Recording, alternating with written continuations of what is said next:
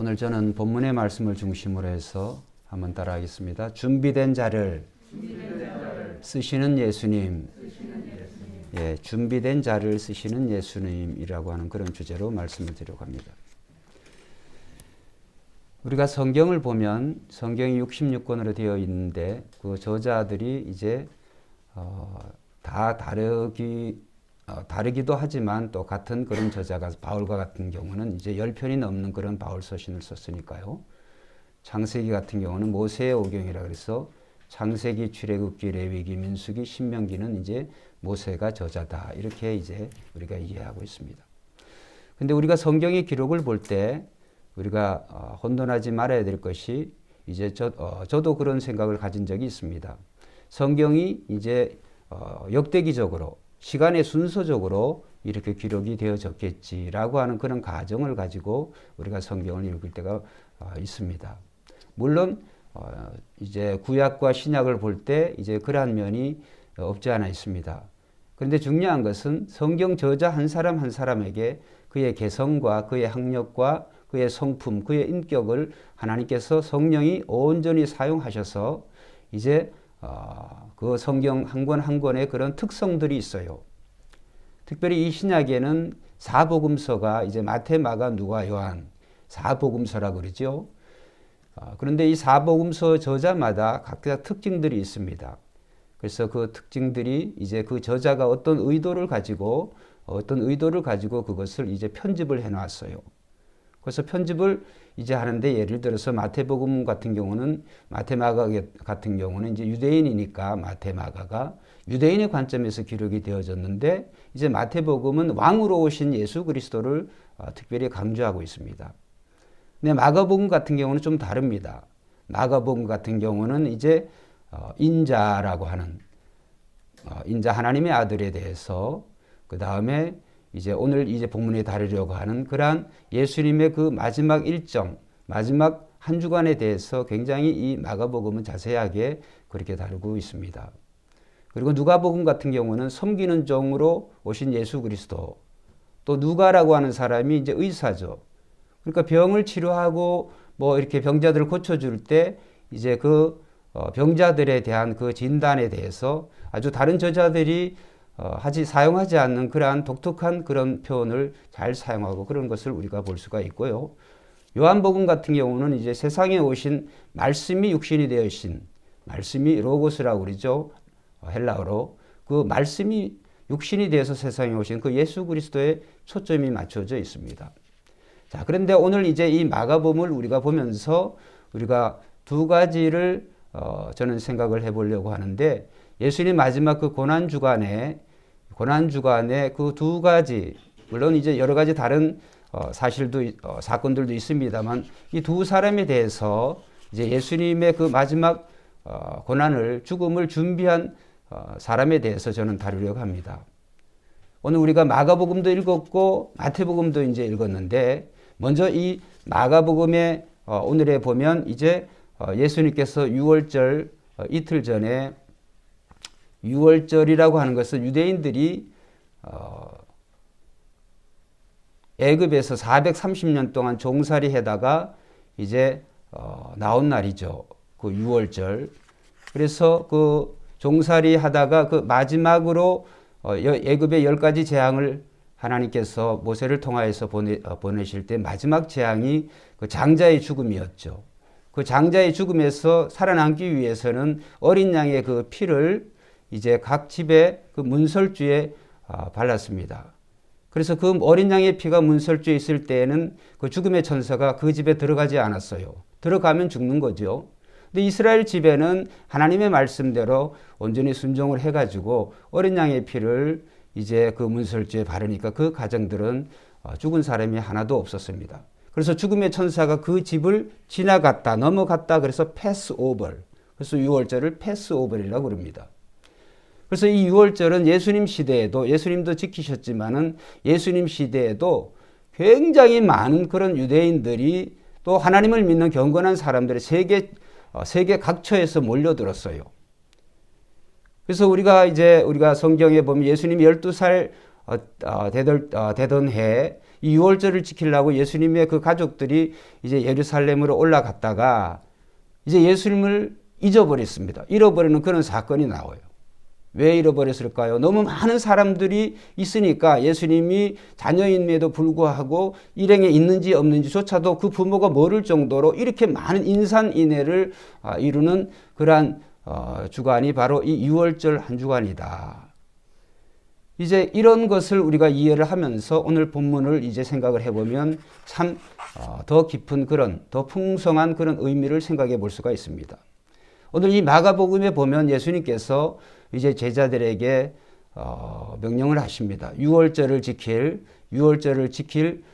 그러한 그 장소에 대해서 예수님이 말씀을 하십니다. 물론 그 전에 이제 유월절이 되어지니까 제자들이 예수님 이제 유월절을 우리가 준비해야 되는데 어떻게 했으면 좋겠습니까? 그렇게 이제 물을 때 예수님께서 이제 오늘 본문에 우리가 읽은 것처럼 예루살렘 성 안에 들어가면 물동이를 지고 가는 사람을 만날 터인데 그 사람을 쫓아가지고 그 사람이 들어가는 그 집 주인에게 이제 우리가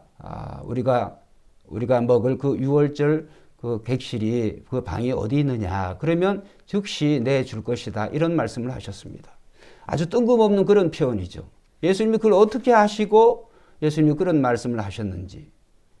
그런데 이제 오늘 본문을 보면 그 예수님의 유월절 그 만찬 그 한 끼를 제공하는 그 주인이 이름이 안 나옵니다. 이름이 누군지도 몰라요. 그런데 이제 사도행전에 보면 우리가 마가의 다락방에서 120명의 사람들이 모여서 이제 그곳에서 기도하다가 성령 충만을 받은 그런 사건이 나옵니다. 그래서 성경 저자들은 그 다락방이 오늘 본문에도 큰 다락방이라 그랬으니까 그 집주인이 준비된 큰 다락방을 제자들에게 보여줬다.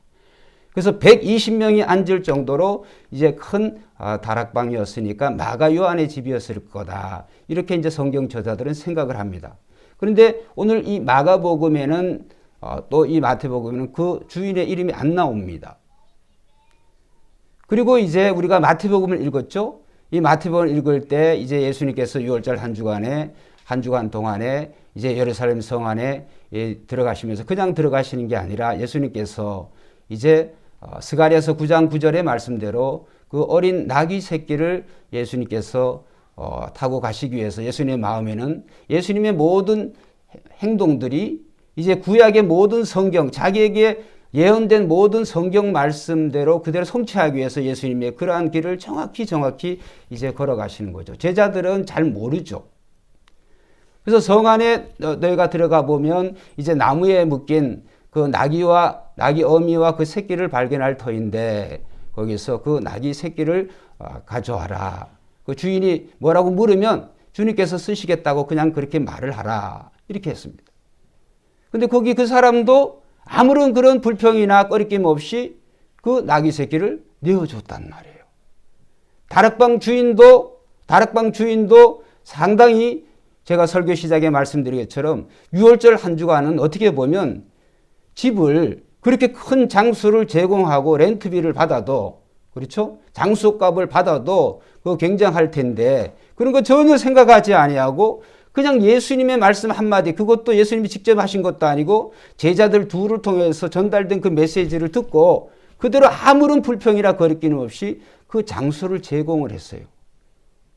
그리고 오늘 제가 이 고난주간에 특별히 이 말씀을 생각해 보는 것은 오늘과 예수를 믿고 하나님 믿는 사람들이 우리 성도라고 한다면 우리 성도들의 삶의 모습이 바로 이 나귀 새끼를 내어주고 아무런 대가 없이 아무런 원망과 불평 없이 아무런 조건 없이 그리고 그 큰 다락방을 내어준 그 사람과 같이 노네임 이름이 없어요.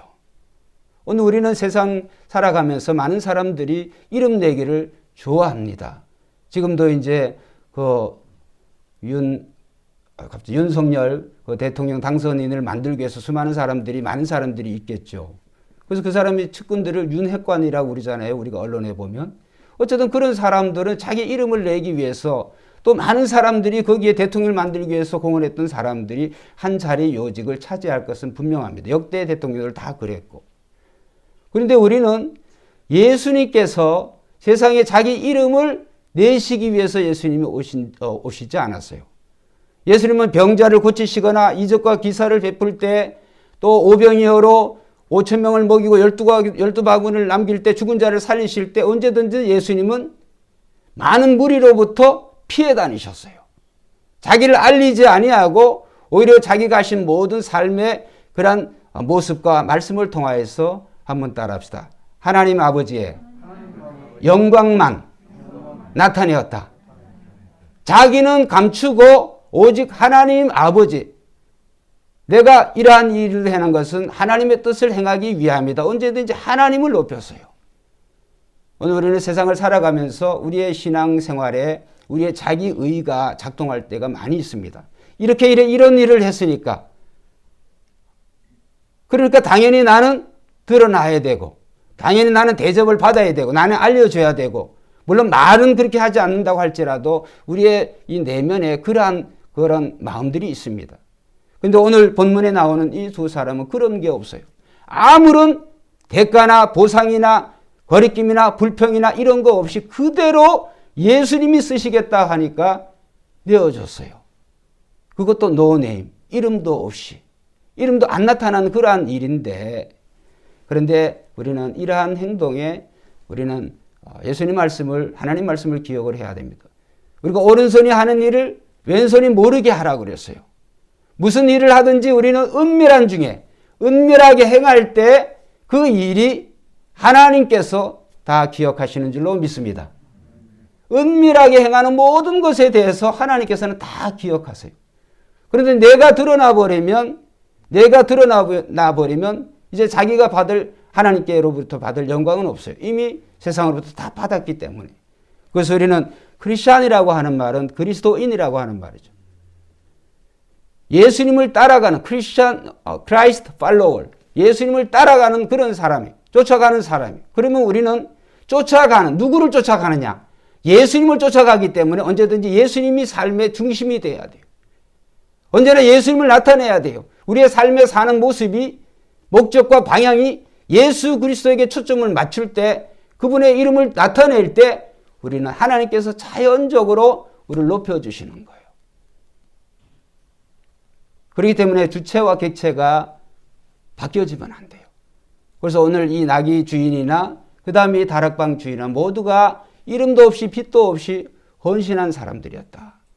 그런데 이러한 헌신은 한번 따라합시다. 어느 날 갑자기 안 된다. 어느 날 갑자기 안 돼요, 이게.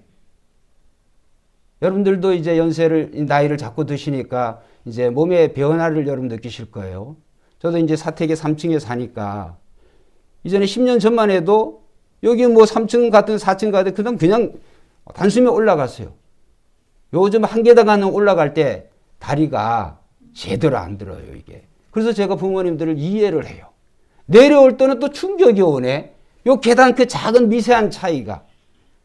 60 이제 조금 넘었는데도 그러는데 우리 부모님들은 어떠하실 거예요? 여러분, 모든 게 준비예요, 준비. 그래서 우리가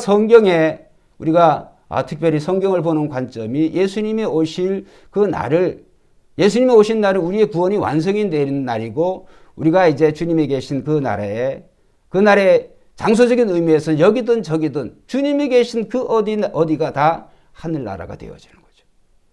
교회는 그리스도의 몸이라 그랬어요. 그리스도가 오심으로 통해서 그리스도는 신랑이시고 신부된 교회는 이제 주님이 오시는 그 날이 이제 하나가 되어지는 거죠. 그럼 예수님 뭐라 그랬습니까? 깨어있으라고 그랬어요. 깨어있으라고 하는 말은 한번 따라합시다. 준비하라. 준비하라는 거예요. 준비하라. 그래서 예수님께서 말씀하셨죠. 이제 마지막 날에 그것을 잔치 비유로, 혼인 잔치 비유를 예수님이 들어주시면서 10명의 열처녀들이 있는데 그 중에 5은 기름을 준비하고 등불을 준비하고 잘 그 신랑을 준비한 자들이고, 나머지 5은 그 신랑이 언제 올지 모르니까 준비하는 게 아니라 자기 생각대로 자기 임의대로 그냥 한 거예요. 기름도 자기가 생각하는 만큼, 그렇죠. 그렇게 하니까 신랑이 자기가 그 기름 떨어지기 그 시각 전에 오셔야 되는데 그렇지 않았거든요. 신랑이 이러다 그러는데 이미 신랑의 나팔 소리가 들리는데 난리가 난 거죠. 이 어리석은 다섯 처녀들은. 똑같아요. 그러니까 예수님의 모든 삶은 예수님의 주변에 있는 모든 사람들 똑같이 예수님이 하시는 것처럼 준비를 해야 되는 거예요. 예수님도 준비하신 줄로 믿습니다. 예수님의 일생이 다 준비예요. 준비. 그래서 예루살렘에 올라가는 것도 예수님이 그냥 올라가시는 게 아니에요. 여러분, 예루살렘에 올라가면 이제 예수님이 잡혀 죽는다고 하는 걸 아는데 그 걸음을 자원해서 자발적으로 갈 수 있는 사람이 누가 있겠어요? 근데 예수님께서는 고난 주간, 이 주간의 마지막 한 주간의 삶을 그 예루살렘에 초점이 있어서 거기에서 예수님이 길을 갈 때도 제자들보다 앞서 가셨어요. 그래서 예수님 모든 과정들이 다 준비했어요. 그 준비하는 것처럼 이름도 없이 빛도 없이 준비한 사람들이 바로 이 나귀 주인이었고 그 다음에 다락방 주인이었다. 그래서 평소에 하나님께서 오늘 어떤 사람을 쓰시냐 하면 평소에 잘 준비하는 사람을 하나님이 쓰시는 줄로 믿습니다. 평소에 잘 준비를 해야 돼요. 육체적인 건강적인 것도 의미되어지지만 저는 영적인 것을 말씀드린 거죠. 말씀 보고 기도하고 하는 거의 관계를 가지고 이게 오늘 갑자기 안 되어져요. 근데 이런 관계를 기초를 잘 쌓으면 어떤 일이 전개된다고 할지라도 이길 수가 있어요. 그러나 이런 어떤 경건의 훈련이 경건의 연습이 하나님 말씀대로 경건의 연습이 안 되어지면 어떤 일에 닥쳤을 때 제자들과 같이 당황하게 되어지는 거예요. 예수님께서 제자들과 함께 이제 갈릴리 저편으로 건너편으로 가실 때 이제 예수님 너무 피곤하셔서 예수님 주무시고 그런데 풍랑이 일어서 제자들이 아주 죽게 되어졌습니다. 나 죽겠다고 이제 막 혼비백산 해가지고 있는데 예수님을 막 깨웠습니다. 예수님 어떻게 된 겁니까? 지금 우리가 죽게 생겼습니다. 예수님께서는 뭐라고 말씀하셨어요? 풍랑이는 바람과 바다를 잔잔케 하시고 이 믿음이 없는 자들아 이렇게 예수님이 책망하셨어요. 예수님은 평소부터 준비를 잘 하셨다. 아까 말씀드렸죠. 예수님은 오병이의 그런 놀라운 사건을 일으키시고 죽은 자를 다시 살려주시고 수많은 병자들을 고치실 때 언제든지 하나님께만 영광을 돌리고 자기는 혼자 산으로 기도하러 가신 분이 예수님이세요. 이렇게 하나님과의 관계에 있어서 늘 하나님 중심으로 또 경건의 연습을 예수님께서 늘 잘 하시니까 그런 어떤 어려움이 어려움이 있다고 할지라도 전혀 문제가 되어지지 않아요. 여러분 오늘 첫 번째 이 두 사람을 통해서 우리가 본받을 교훈은 오늘 우리는 없어지고 예수 그리스도를 잘 준비하시기를 주의 이름으로 축원드립니다. 우리의 평소의 신앙생활이 그래야 된다는 거예요. 평소에 누가 알아주지 않다고 할지라도 내가 누구를 위해서 하는 게 아니라 하나님을 위해서 그렇죠? 하나님을 위해서 우리는 잘 준비해야 되는 거예요.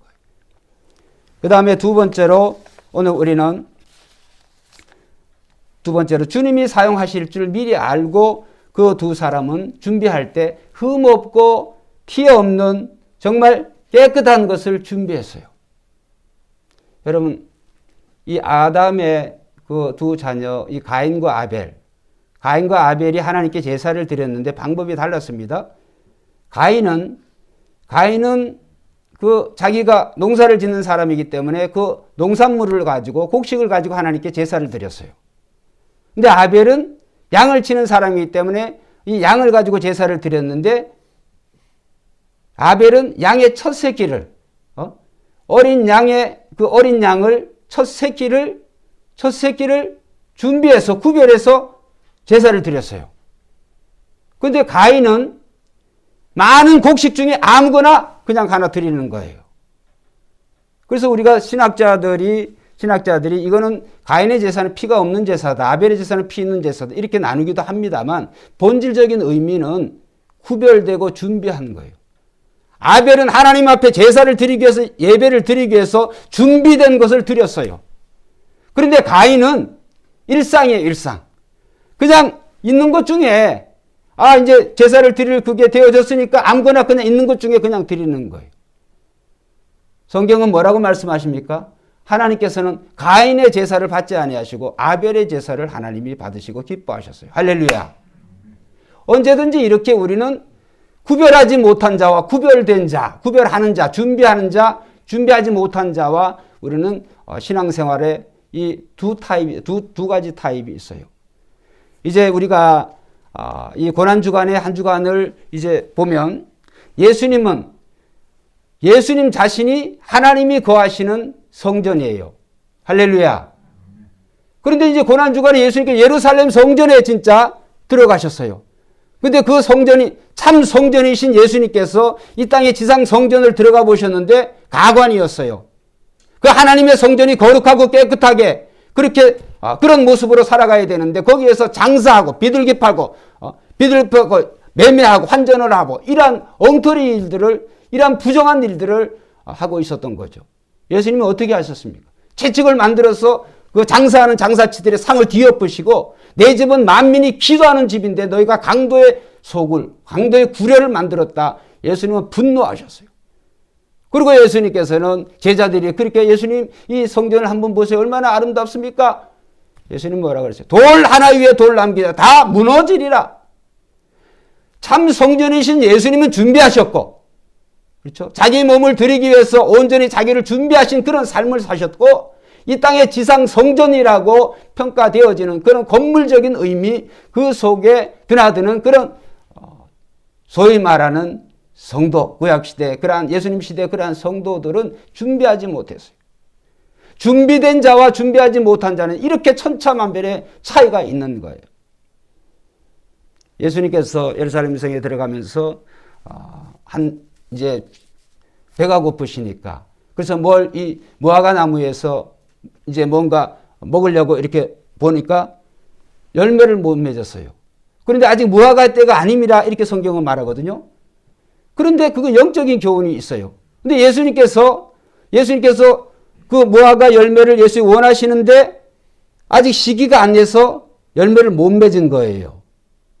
그러면 예수님께서 그걸 이해하시고 그냥 가시면 되는데 다른 열매 맺는 그런 것들을 잡수시면 되지 않겠어요?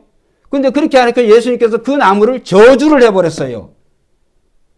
이건 무슨 그 나무가 아직 열매를 맺을 시기가 안 되었거나 아니면 열매를 내야 되는데 맺어야 되는데도 불구하고 못 맺으니까 예수님께 저주하실 수도 있지만 저는 열매를 예수님이 요구하실 때 어느 때 요구하실지 몰라요.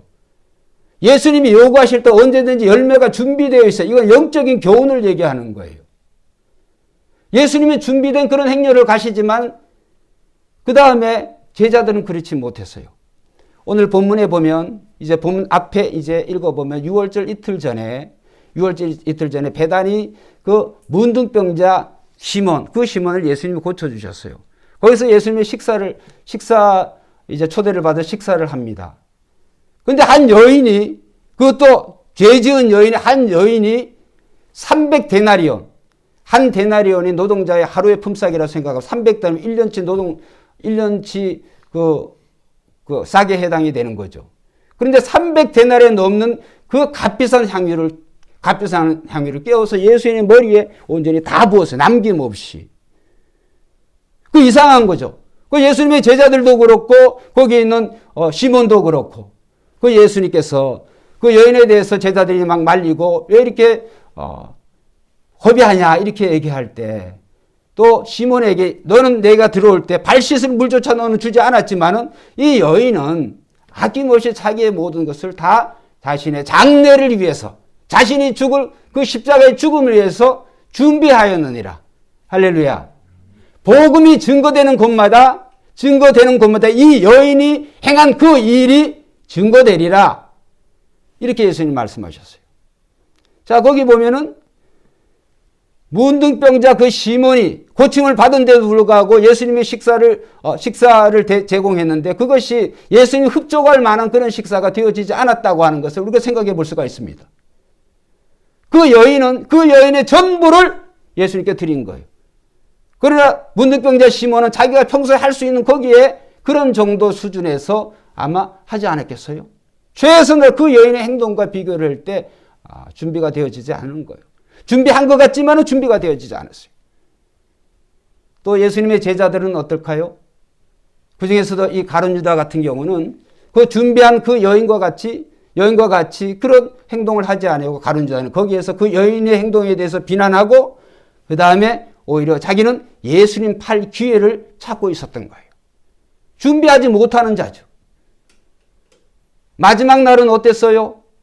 마지막 날은 예수님 겟세마네 동산에서 밤새도록 기도하시면서 정말 내가 고민하여 민망하여 죽게 되었으니 나를 위해서 기도해 주라. 이렇게 12제자들에게 부탁했는데 제자들은 기도하지 않았어요.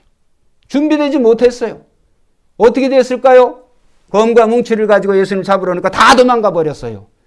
그 중에 베드로 같은 경우는 모든 사람이 다 도망간다 할 때 내가 주님은 지키겠습니다. 그런데 대표적으로 이 베드로는 주님을 모른다고 3번씩 주님 면전에서 이 빌라도 법정에서 이 주님 면전에서 3번씩 모른다고 부인했어요. 왜 그랬을까요? 이 사람들은 다 준비하지 못한 사람들이에요. 근데 오직 준비하신 완벽한 준비를 하신 예수님만이 그 길을 완성하신 줄로 믿습니다. 그런데 예수님이 그 길을 완성하신 그 사이드로 이렇게 돕는 사람들이 있었는데 그 사람들이 바로 이 나귀 새끼를 내어준 주인과 같이 그 다음에 큰 다락방을 내어준 이 사람과 같이 그들에게 그것은 귀한 거예요. 재산이에요. 그런데도 불구하고 그러한 이익을 생각하지 않고 전부 주님께 내어드렸다.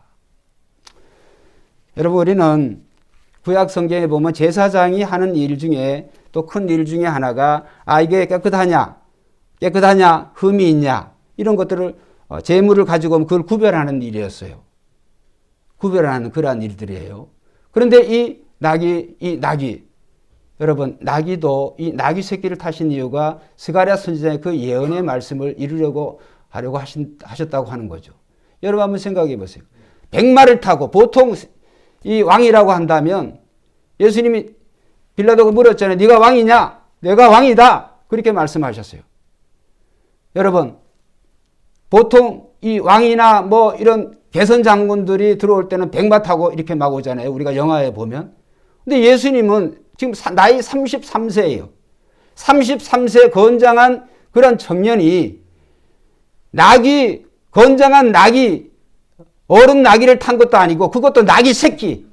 그것도 한 번도 타보지 않은, 마가복음에 보면 한 번도 타보지 않은 그런 나귀 새끼를 타셨어요.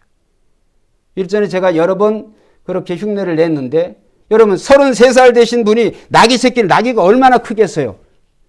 나귀 새끼인데 그걸 타니까 예수님의 모습이 어떻겠어요?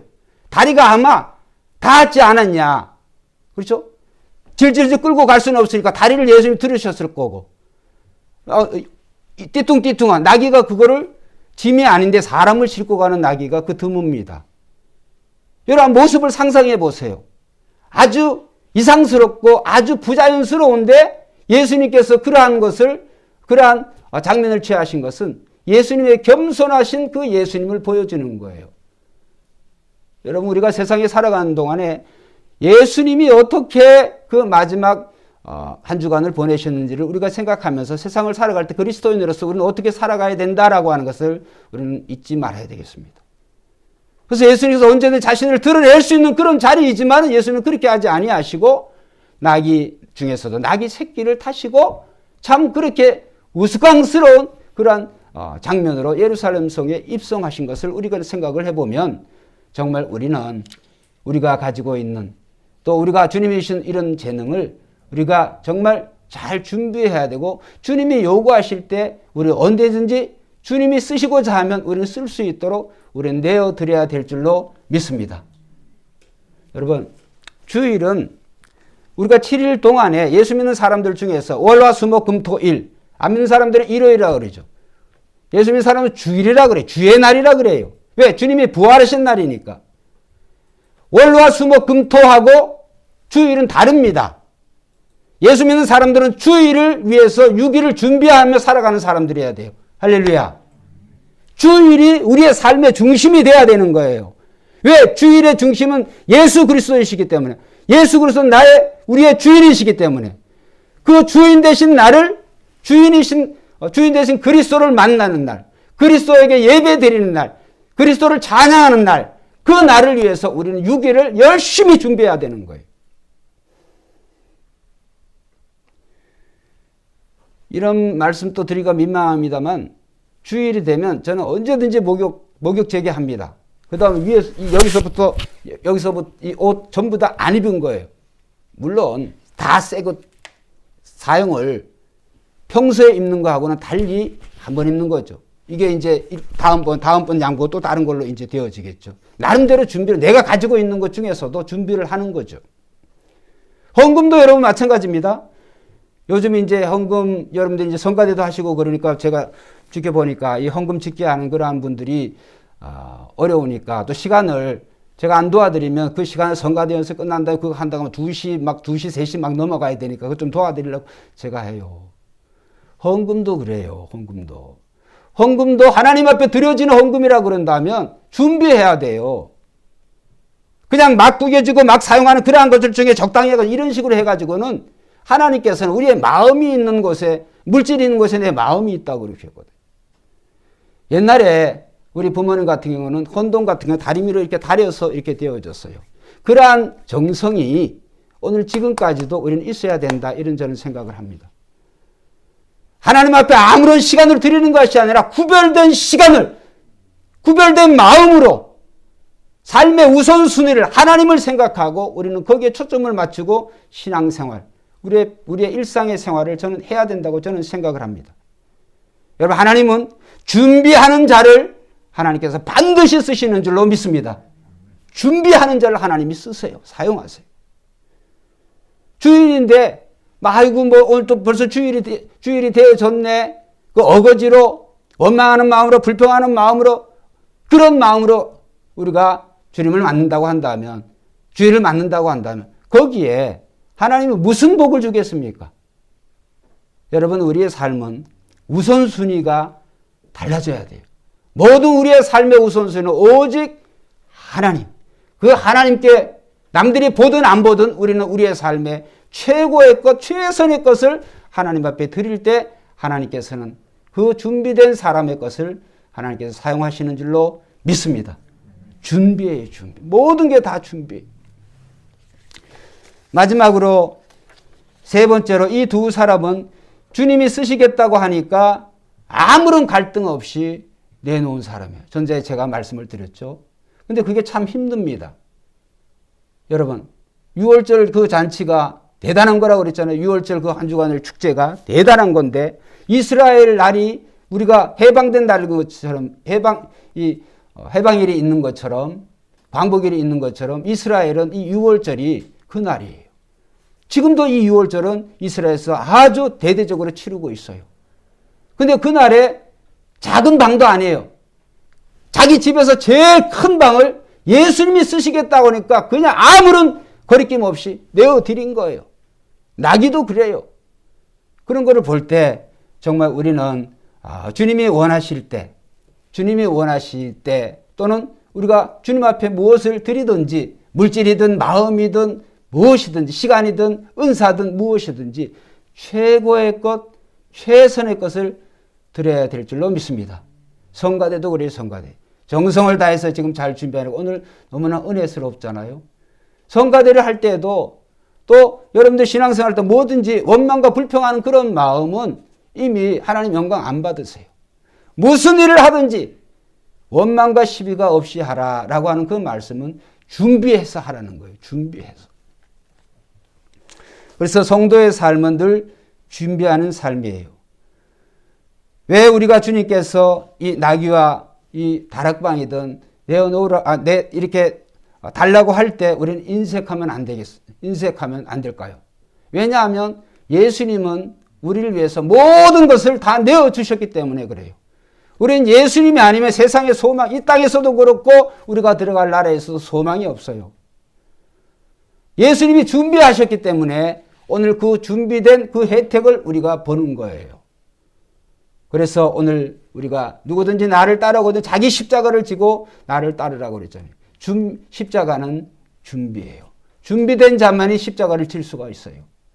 그렇기 때문에 오늘 이 고난주간을 맞이해서 우리 새벽교회 모든 성도님들은 우리의 모두의 역할이 다르고 주님을 만난 시기가 다르고 주님의 길을 준비하는 모습이 다르지만 예수님이 우리를 사랑하신 것처럼 우리가 그분을 사랑한다고 한다면 모든 일에 최선을 다해서 잘 준비하는 자가 되어야 될 줄로 믿습니다.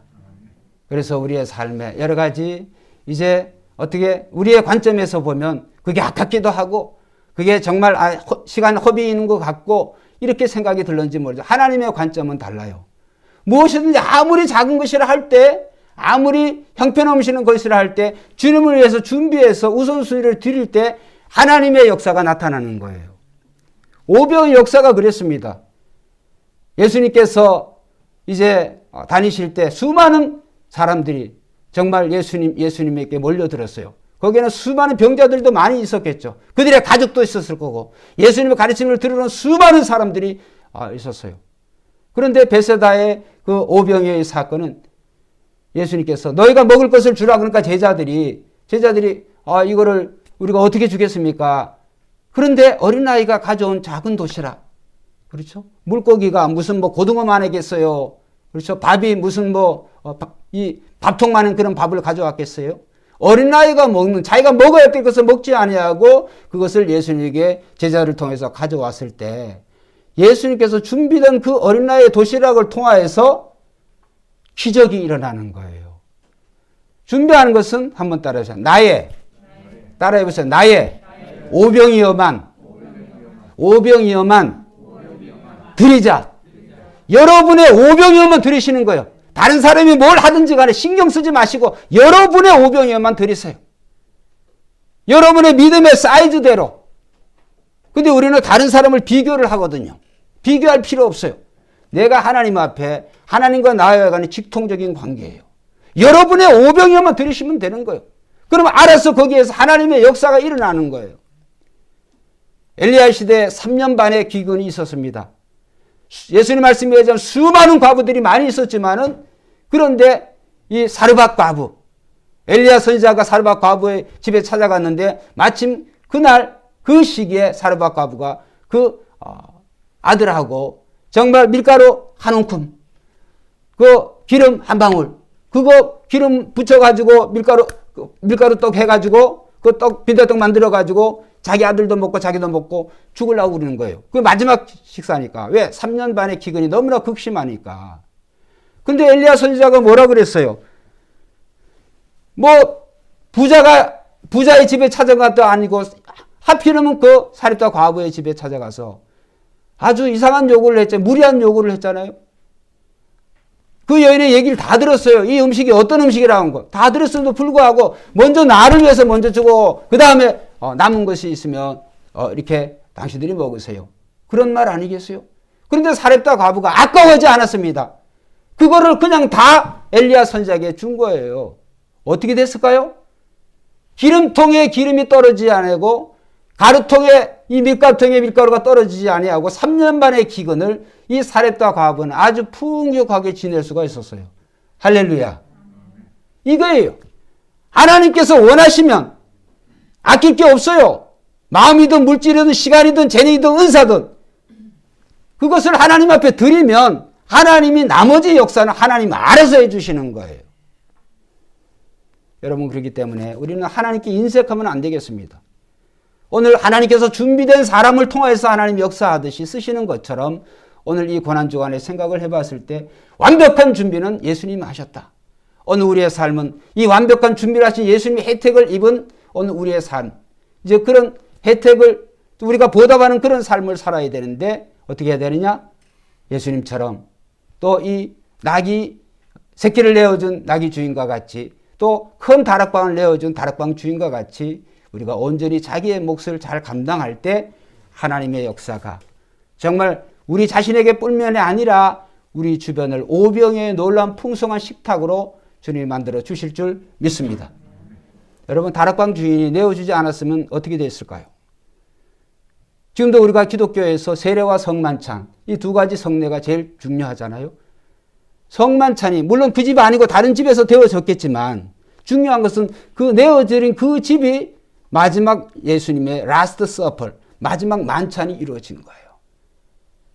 그 정말 거룩하고 그 준비된 그런 식탁에서도 가룟 유다는 어떻게 했어요? 준비하지 못한 행동을 했죠. 결국은 예수님을 은30에 팔아먹는 이런 인간이 되어진 거예요. 그런데 예수님께 그 방을 내어주는 그 주인이 그 마지막 만찬을 되어진 경우가 오늘날의 기독교의 이 성만찬이 그 집에서 되어졌다고 하는 것을 지금 이 설교 속상에서도 그것이 드러나잖아요. 그런데 자신을 위해서 예수님을 팔아먹을 그 기회를 엿보자 하는 자기를 위해서 준비한 가룟 유다의 삶은 어떻게 됐을까요? 은 30 그거 받고 예수님을 팔은 그 대가가 자기를 위해서도 써먹지도 못해서 스스로 자기에서 죽어버렸어요. 이런 삶이 된다. 그래서 여러분 오늘은 언제든지 하나님께 내어드리고 하나님께 삶의 목적과 방향을 잘 맞추면 우리의 삶은 정말 예수님께서 보장해 주시는 줄로 믿습니다. 우선순위 바뀌는 거예요. 삶의 주인이 바뀌어야지. 우선순위가 나에서 그리스도로 바뀌어져야 돼요. 내 마음의 왕자에서 이 자리에서 내가 내려왔고 그리스도에게